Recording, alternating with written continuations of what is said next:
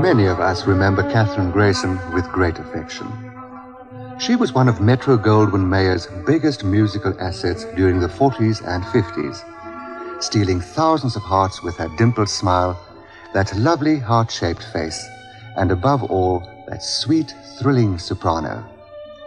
People became aware of her singing talent when she was still a little girl called Zelma Catherine Hendrick. All right, that was at 11 in St. Louis. I climbed over the fence with a friend of mine, and we were on stage at the St. Louis Municipal Opera. And we were applauded by this funny little janitor. And it turned out later that we found out he was utterly deaf, but he was our most devoted audience. But I was also heard by Frances Marshall of the Chicago Civic Opera. Mm-hmm. And she came back each year a few times, and each time she came back, she gave me lessons. At 13, we moved to Los Angeles, and I studied with Meneletha White, who was Grace Moore's first cousin. And as I was studying with her, Eddie Cantor became interested in me and wanted me on his radio show. I signed with RCA, Red Seal Records, and MGM started calling to have me come out to talk with them regarding films. My father moved out here to go into real estate business with his old partner from St. Louis. And RCA decided they didn't want me to become another Deanna Durbin, but they said it would be a good idea if I would come to MGM to talk with them. And I said, but I don't want to be in motion pictures. He said, well, it wouldn't hurt to talk with them. I didn't know that Art Rush, who was the West Coast representative for RCA, was a great friend of Ida Culverman, who was L.B. Mayer's, the head of MGM's executive secretary. They were very close friends.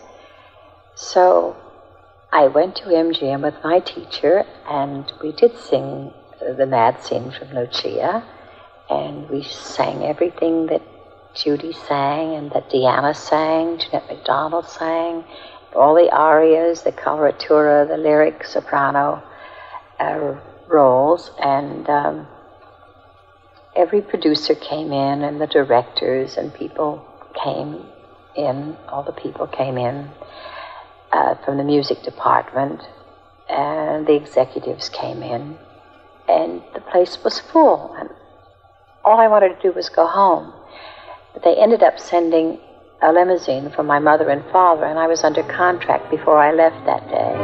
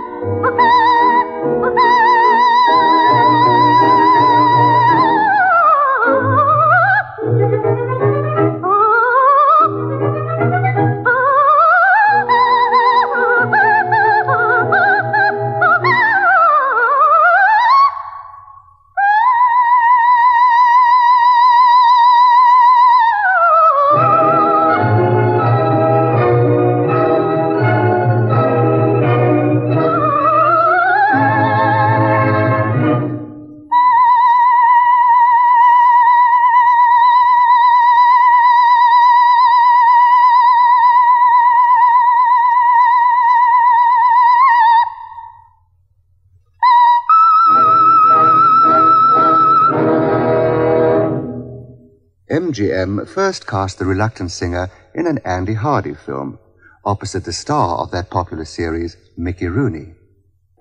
Well, I finished my high school at MGM's Little Red Schoolhouse with Mary McDonald, our school teacher.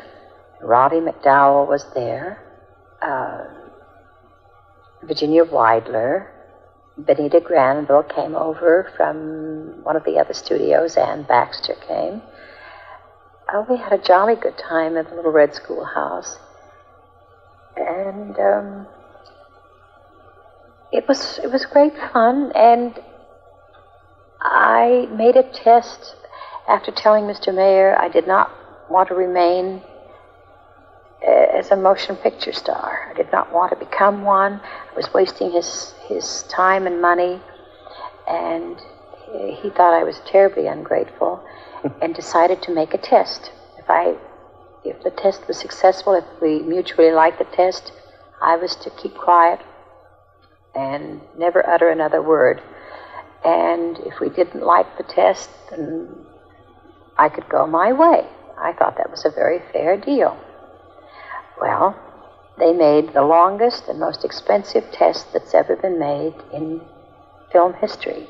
And I saw myself on the screen. I hated myself. So I went to Mr. Mayer and I said, well, I don't like it. I thought he was going to have apoplexy. He went on with one of his famous heart attacks. A little while after that, I was put in an Andy Hardy. I was Andy Hardy's private secretary, and we were all launched. Lana Turner, Ava Gardner, Judy Garland, Donna Reed, Esther Williams. So many of the young people were launched in an Andy Hardy film. And if the public liked you, the studio groomed you into stardom. And Mickey was wonderful. I didn't know what a camera was, or I didn't really care. But he would turn my face to the camera, and he was quite wonderful. Daybreak, come over today. The mist from a meadow is drifting away. For it's daybreak, the sun's in the sky now, and flowers break through their blankets of you.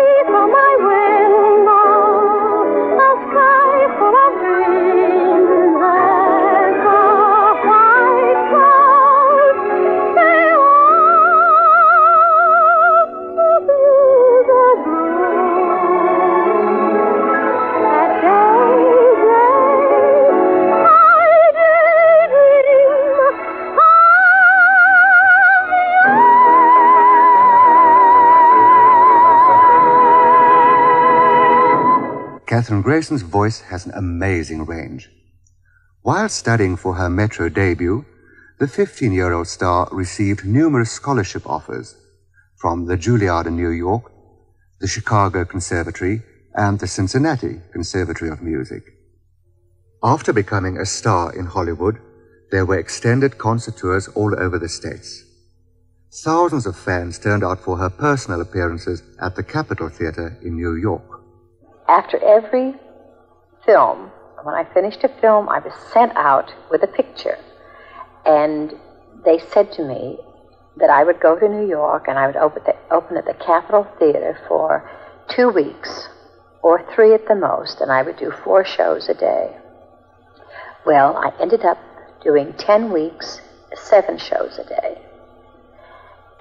And that was the longest run that anyone had had at that time. I used to open,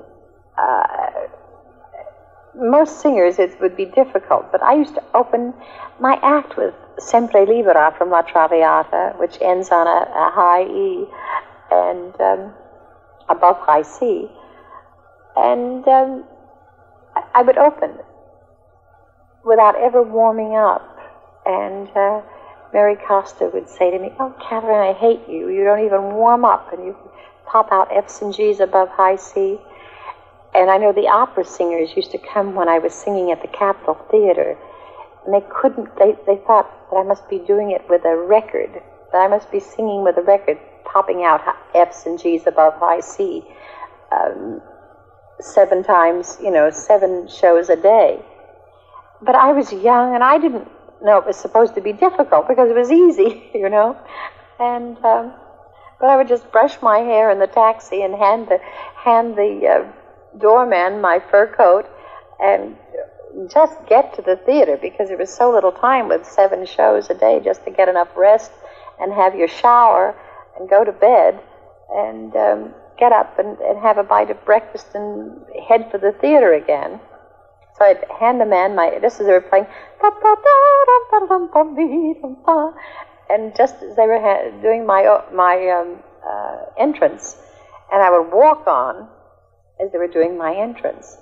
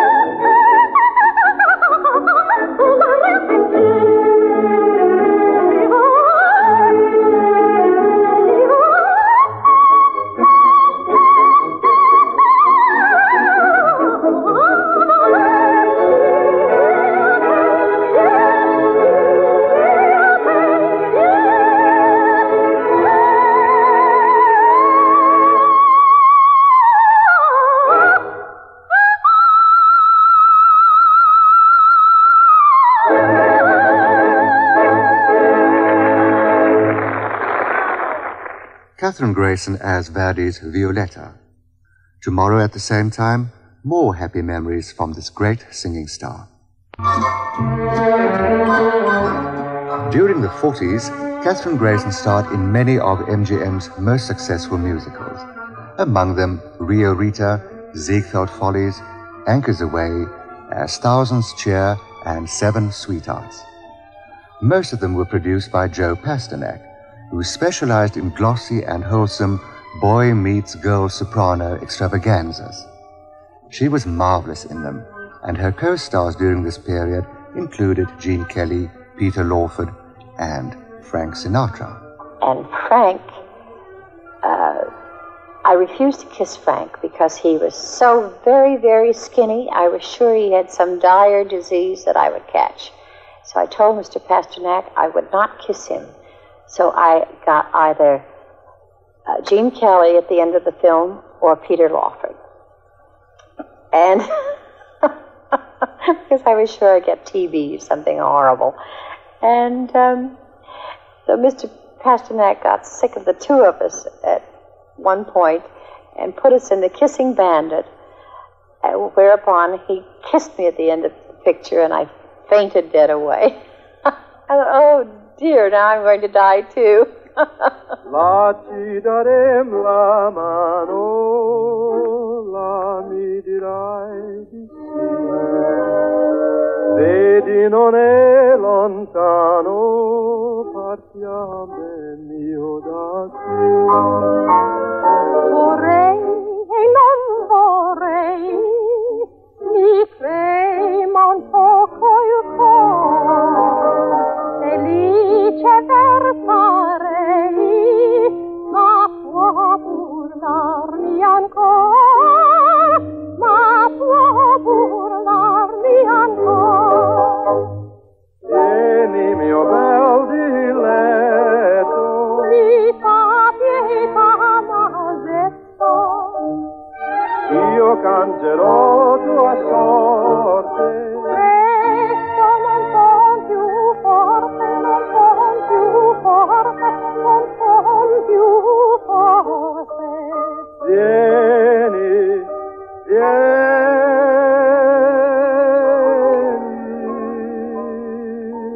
là ci darem la mano. Vorrei e non vorrei, La mi dirai di sì. mi trema un poco il cuore. Partiam ben mio da qui.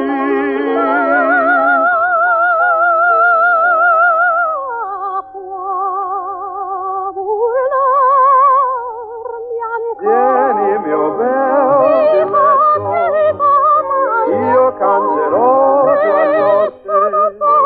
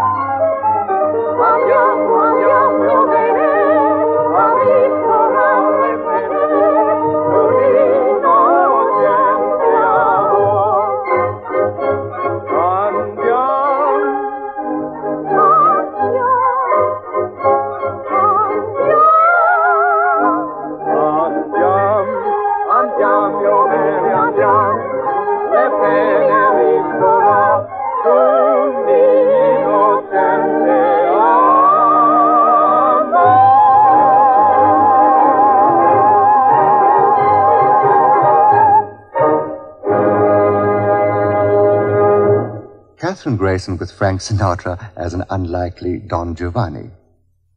Someone who perfectly matched Miss Grayson's singing talents was another Joe Pasternak discovery, Mario Lanza. With my husband, Johnny Johnston, and Mr. Mayer, and Mrs. Coverman, and I think another couple, went to the Hollywood Bowl that evening, and we heard Mario was singing with Francis Yend and George London and the bel canto trio. And this glorious voice, all the voices were beautiful, but this gorgeous tenor voice soared over the others. And we went backstage and met Mario, and Mr. Mayer asked him to come to the studio the following morning. And he turned and said, "Katie, will you come too?" And I said, "I would be delighted." So I went over, and Mario was there with his wife, Betty. And he sang, and producers came, and just as when I sang, producers came, the musical department, people from the musical department came, and directors came, and I sang with him. The voices, the sound department people said the voices went perfectly together, and Mr. Mayer loved the voices together, and Mario was in great voice, and Mr. Mayer said, "It is beautiful." And then he sent Mario home, and the producer said, "It's a beautiful voice, boss, but he's too fat. We can't use him. That was Mr. Pasternak, and a lot of the other producers said, no, we can't use him. He's great for the stage and great for opera and great for the other things, but not for films. Mr. Mayer said, well, I don't agree with you. And I said, look, Mr. Mayer, I'm going to have a baby, and could I have these months of waiting to work with this boy? And he smiled, and he said, yes, a very good idea. He had my masseuse, and she put him on a diet of eggs, hard-boiled eggs and grapefruit in the morning, steak with tomatoes for lunch, and soup with salad for dinner. And he weighed 240 pounds when we first heard him, and by the time we were ready for that midnight kiss, he weighed 167, and he was in the greatest voice he was ever in. Be my love, for no one else can end this yearning, this need that you and you alone create. Just fill my arms the way you filled my dreams, the dreams that you inspire.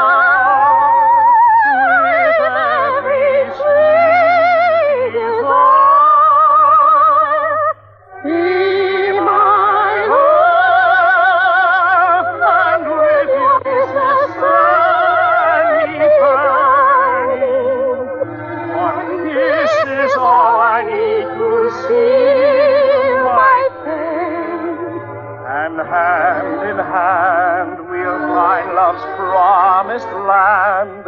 There'll be no one but you for me. Eternally,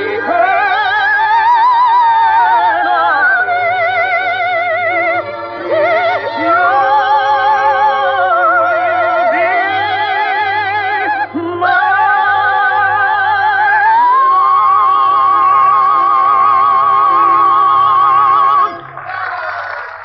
Two of Kathryn Grayson's most popular films co-starred her with Mario Lanza, That Midnight Kiss and The Toast of New Orleans. But they also appear together in concert. He was wonderful we used to try to out-sing each other, and it's on record. We have from the Hollywood Bowl, we were doing the love duet from La Boheme. He was afraid I was going to hold the C in La Boheme longer than he. So he reached over with my stole and cut the note off when he was ready to cut off. So I looked at him, I started laughing, and I thought, okay, I'll fix you. So we did Thine Alone was our encore, and the audience was going wild because they evidently knew they built the excitement, and the audience was just going wild with everything we were doing, the shenanigans we were pulling.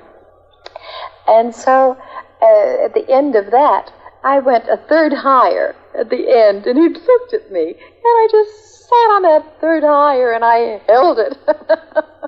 I stepped away from him and stepped back and held on to it. And he was red in the face, holding on. We had such fun. We really had fun.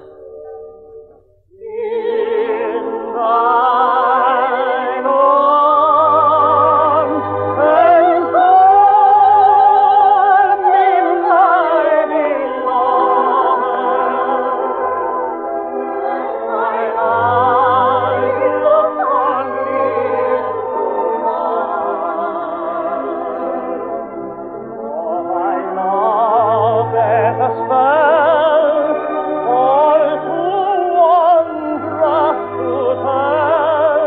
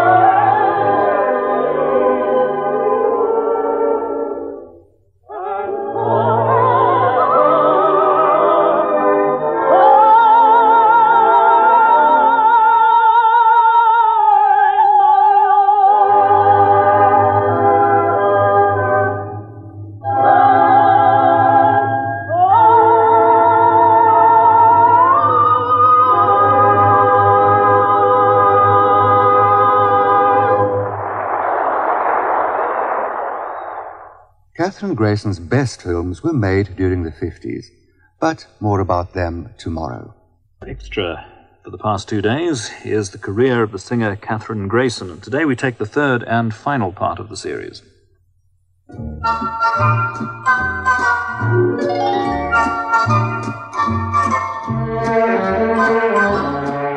It was during the 50s that Kathryn Grayson made her best films: Showboat, Lovely to Look At, and Kiss Me, Kate.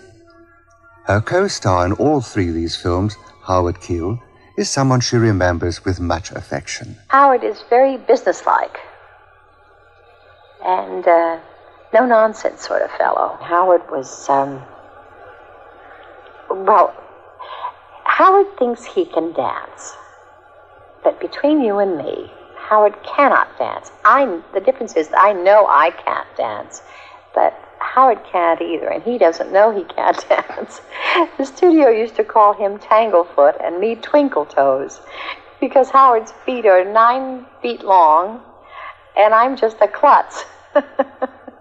So we had a terrible time. I was trying to stay away from his feet, and he was trying to hold me up. Madame, you're ravishing tonight. You make me the happiest of men. Oh, Your Highness, you overwhelm me. Wunderbar! Wunderbar, wunderbar, there's our favorite star above. What a bright, shining star! Like our love, it's wunderbar. Gazing down on the Jungfrau, From our secret chalet for two, let us drink lips unmine. in the moonlight we dine. To the joy of a dream come true.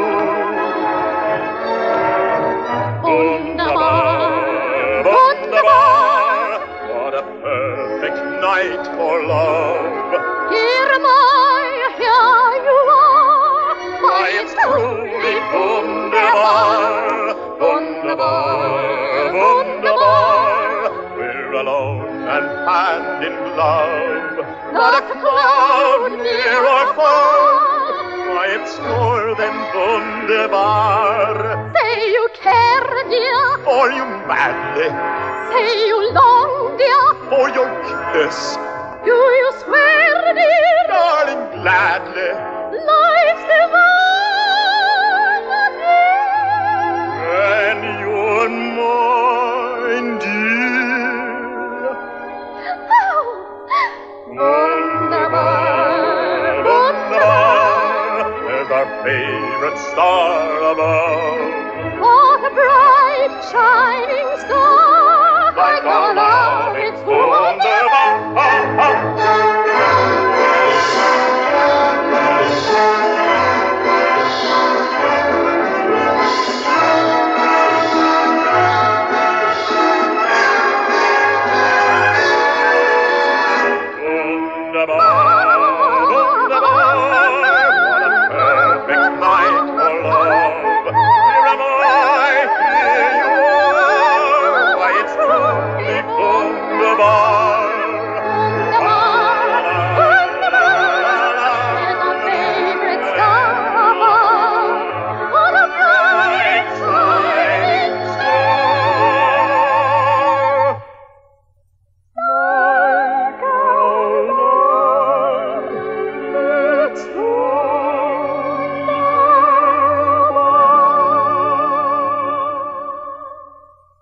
Leaving MGM after 15 glorious years, Kathryn Grayson made 3 more films: The Desert Song and The Grace Moore Story at Warner Brothers, and her last, The Vagabond King, in 1956 for Paramount. Many people regarded this as the end to an era, the operetta-type film. That was around the end of was becoming to the end of the big musicals. The producers in the Hollywood, the Mr. Mayers were gone. The other heads of the studios were not powerful anymore. and you had a different generation coming in, and that generation didn't know that much about music or care that much about music. So they were bringing in a whole different type of film, and they were trying to do it on a low budget. And yet, when they decided to spend some money on Sound of Music again, they made hundreds of millions. So you see, the public didn't grow tired of it. They just forgot how to make them. 1, 2, 3, pause. Step 2, 3. I see. 1, 2, 3, pause. Step 2, 3.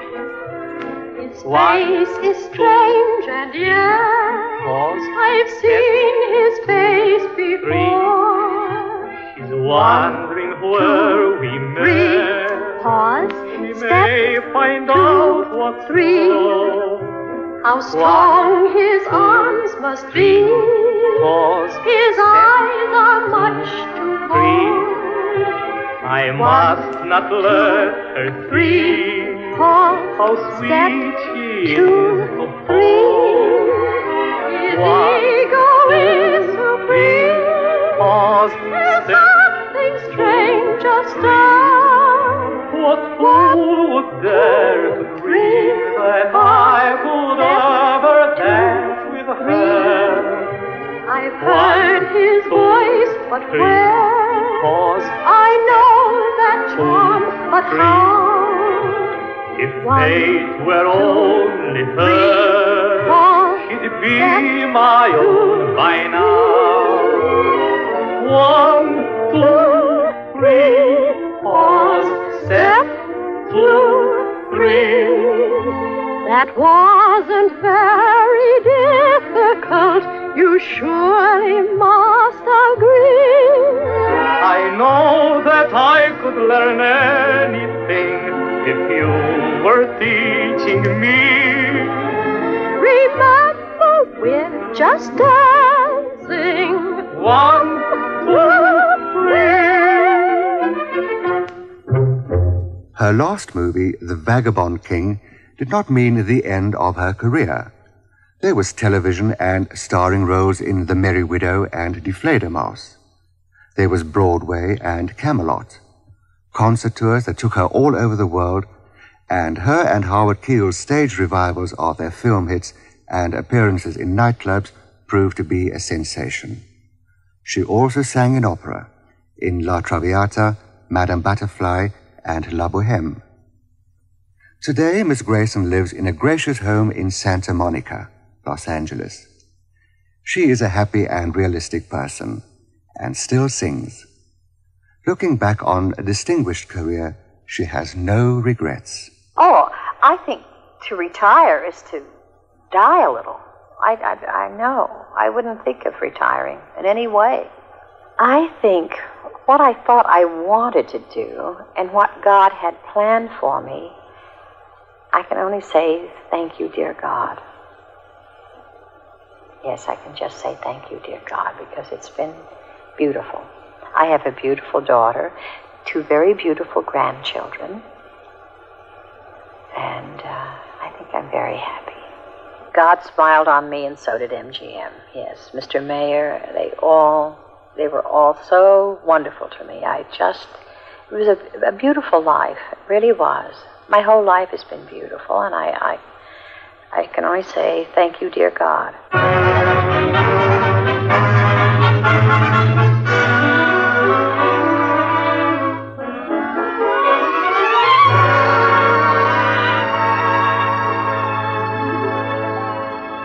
The game of just supposing is the sweetest game I know. Our dreams are more romantic than the world we see. And if the things we dream about don't happen to be so, that's just an unimportant technicality. We could make believe I love you, only make believe that you love me, all the time peace of mind in pretending. Couldn't you, couldn't I, couldn't we make believe our lips are blending in a phantom kiss or two or three? Might as well make believe I love you. For to tell the truth, I do. Your pardon I pray, cost too much to say the words that betray my heart. We only pretend, you do not offend in playing a lover's part. We could make believe I love you, only make believe that you love me. Might as well make believe I love you.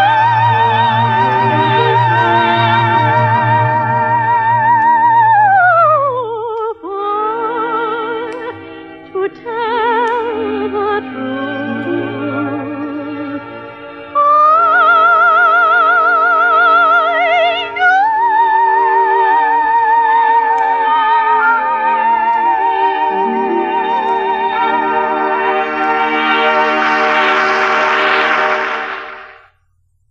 Kathryn Grayson. Audio Mix Extra was arranged and introduced by Vota de Vet.